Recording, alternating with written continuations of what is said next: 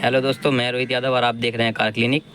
तो दोस्तों, मैं आज बात करने वाला हूँ बेल्ट की आवाज़ के बारे में। और जो मेन पर्पस जो मेरा है वो ये है कि जो बेल्ट की जो आवाज़ होती है तो वो कौन सी बेल्ट आवाज़ कर रही है, हमें ये नहीं पता चलता है। तो ये कैसे पता करेंगे वो मैं आज आपको बताऊँगा इस वीडियो में।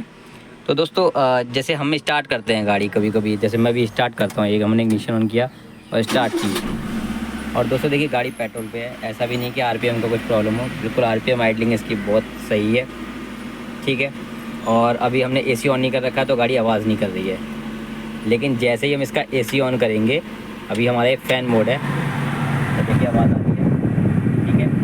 और अभी तक आवाज़ नहीं करी क्योंकि इसमें कोई भी आरपीएम वगैरह में कोई भी फ़र्क नहीं आया है। जैसे ही मैं एसी का बटन दबाऊँगा और ये देखिए आवाज़ आना शुरू। ठीक है, देखिए आवाज़ आना शुरू हो गई है और ये आवाज़ आने लगी। ठीक है, हम एसी को फिर से बंद कर देते हैं तो ये कंटिन्यू रहेगी। क्यों? क्योंकि इसकी आवाज़ जो है वो आ गई है। एक बार जो बैट हिल गई तो हिल गई। ठीक है, अब ये बैट फिर आवाज़ फिर बंद हो गई है इसकी। तो मैं फिर आपको दिखाता हूँ, एक बार एसी ऑन करके ये देखिए।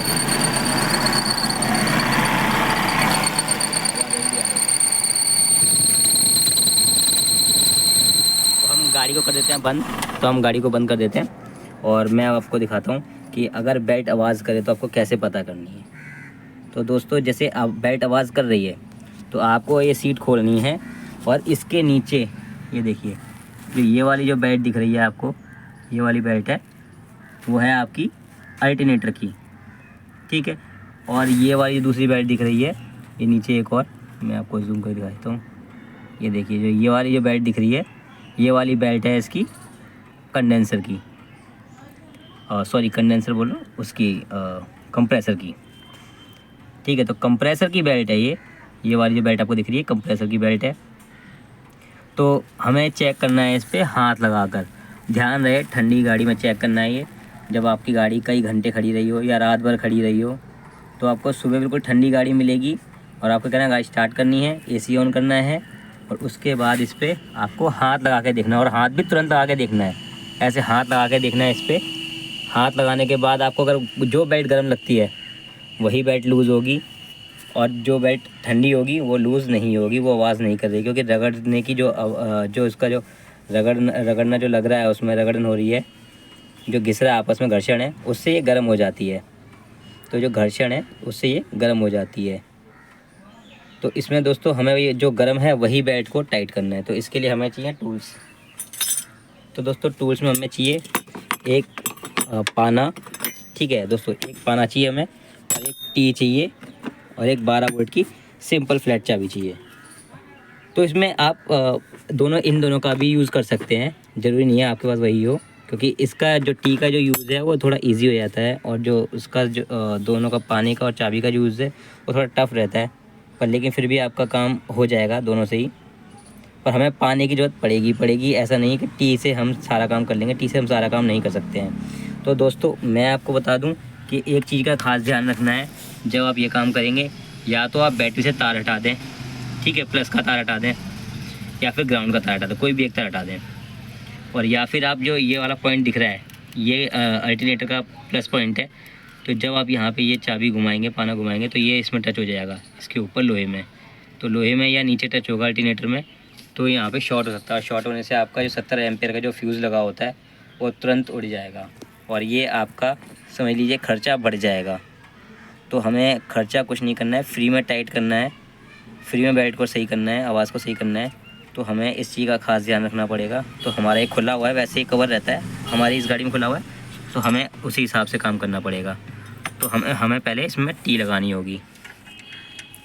तो जो ये वाला जो पॉइंट है, ये वाला नट है, वो हमें थोड़ा सा लूज़ कर लेना है। ठीक है, हल्का सा जब लूज़ हो जाएगा उसके बाद हमें अंदर वाला खोलना है। अंदर ये एक आपको एक नट दिख रहा होगा, ये देखिए, ये वाला जो नट है, ये वाला, तो ये नट को हमें लूज़ करना है।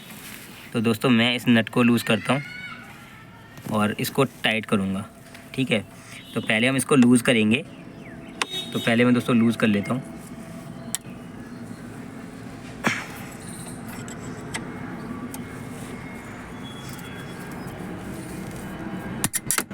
और ये ऊपर की तरफ लूज़ होगा, इस चीज़ का खास ध्यान रखना है, ऊपर की तरफ लूज़ होगा। इसे मैं पूरा ढीला कर लेना है।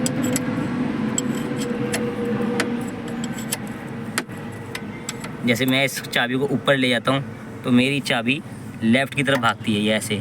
तो जब ये लेफ़्ट की तरफ भागेगी तो इन दोनों का ये दोनों आपस में टच हो जाएंगे, तो शॉर्ट होने के चांस हैं। तो इसलिए ख़ास ध्यान रखना है इस चीज़ का।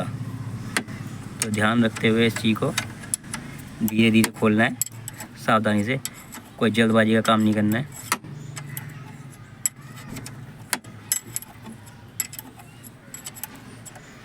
और दोस्तों जब ये काम आप करेंगे ना तो एक चीज़ और आपको करनी है, गाड़ी को स्टार्ट कर लेना है और एसी पे ही रखना है।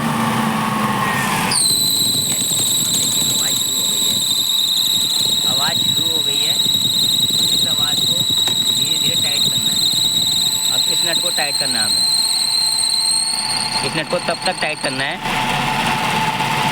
इस नट को तब तक टाइट करना है जब तक इसकी आवाज़ बंद ना हो जाए। तो आवाज़ बंद हो गई है तो एक चूड़ी और हल्का टाइट कर दे, बस इतना ही टाइट करना है। अब ये आवाज़ नहीं करेगा।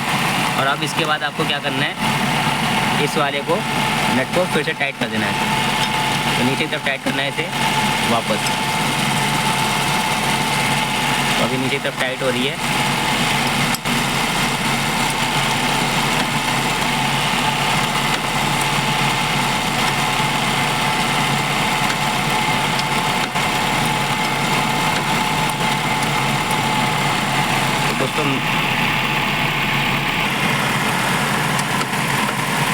दोस्तों हमें इसको बिल्कुल फुल टाइट कर देना है, क्योंकि अगर ये लूज़ रहेगा तो इसमें वाइब्रेशन होके फिर से लूज़ होने के चांस रहेंगे।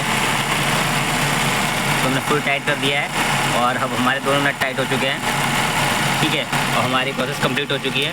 तो अभी एक बार हम फिर से एसी को ऑन ऑफ करके देखेंगे कि आवाज़ करती है कि नहीं करती है।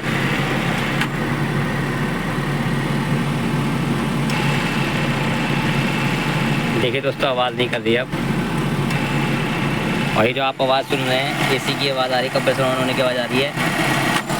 ये तक जो बोलता है वो एसी की ऑन, कंप्रेसर के ऑन होने की आवाज़ है। और देखिए बिल्कुल भी इसमें आवाज़ नहीं आ रही है, कहीं से भी चुर की आवाज़ नहीं आ रही है। जैसे झुंगुर बोलता है वैसी आवाज़ आने लगती है, तो वैसी आवाज़ कहीं से भी नहीं आ रही है। तो देखिए बिल्कुल सही है। और हम इसको गाड़ी को ऑफ़ कर लेते हैं और एक बार फिर से एसी पे ही ऑन करेंगे। तो कहीं से भी कोई आवाज़ नहीं आ रही है, सही। और ये हमारी गाड़ी अब सही हो चुकी है, बैट की प्रॉब्लम सॉल्व हो चुकी है। अगर दूसरी बैट आवाज़ करती है तो वो यहाँ से टाइट नहीं होगी, कंप्रेसर की बैट यहाँ से टाइट नहीं होगी, क्योंकि उसकी पुली इसके नीचे की तरफ रहती है।